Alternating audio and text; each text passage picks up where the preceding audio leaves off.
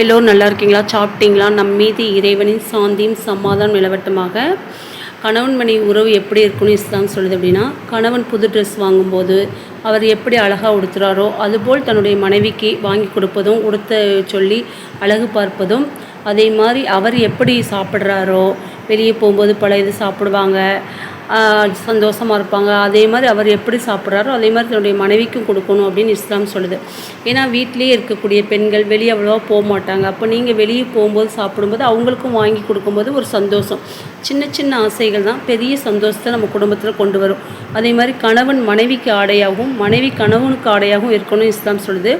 ஆடை என்பது நம்முடைய உடலில் ஒட்டி கொள்வது போல் அந்த அளவுக்கு கணவன் மனைவி பரஸ்பர அன்பு இருக்கணும் அப்படின்னு இஸ்லாம் சொல்லுது. இது இப்படி இருக்கும்போது தான் தன்னுடைய மனைவிக்கு கணவன் மனைவி மீதும் மனைவி கணவன் மீதும் ஒரு அன்பு செலுத்தும் போது, அக்கறை எடுத்துக்கொள்ளும்போது தான் அந்த வாழ்க்கையில் மிகப்பெரிய சந்தோஷத்தை நம்ம கொண்டு வர முடியும். சின்ன சின்ன விஷயந்தான் பார்த்து பார்த்து செய்யும்போது பெரிய விஷயத்தையும் குடும்பம் சந்தோஷமாக இருக்கிறதுக்கும் அது ஒரு காரணமாக இருக்கும்.